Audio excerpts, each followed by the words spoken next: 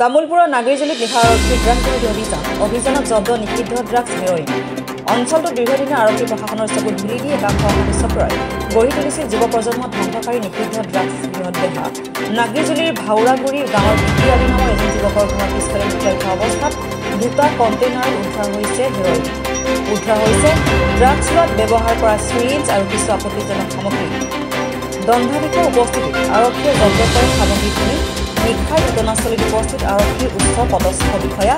আৰক্ষীয়ে আটক কৰিছে বিকি আলীৰ পিতৃ খছৰুৰ আলী আৰু হেৰইন সৰবৰাহকাৰী মণিৰাম সিংহ নামৰ এজন যুৱকক নিশা অৱশ্যে আৰক্ষীৰ ৰুমাল পাই পলাই যাবলৈ সক্ষম হয় বিকি আলী নামৰ মূল অপৰাধীগৰাকী অঞ্চলটোৰ লোকক সন্দেহ কৰি দীৰ্ঘদিনীয়া বিকি আলী নামৰ যুৱকজনে পৰিয়ালৰ লোকৰ সহযোগত তেওঁলোকৰ ঘৰৰ পৰাই অঞ্চলটোত চলাই গৈছিল এই অবৈধ বেপাৰ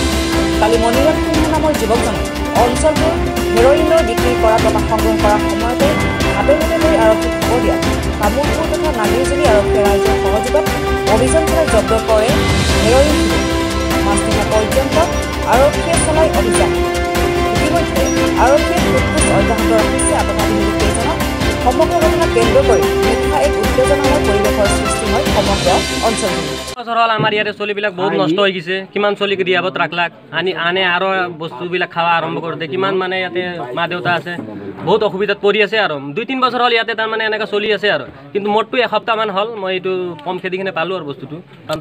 মই আগৰ পৰা গম নাপাওঁ এসপ্তাহমান হ'ল মোৰ যেতিয়া নিজৰ ওপৰত পৰিছে তেতিয়া আৰু মই বস্তুটো কেনেকৈ কি সলিউশ্যন কৰিব লাগিব মই নিজে ভাবছোঁ আৰু তেতিয়া আজি পালোঁ এসপ্তাহৰ ভিতৰত তামুলপুৰৰ পৰা জয়ন্ত কুমাৰ দাসৰ ৰিপৰ্ট ৰাইনো নিউজ 24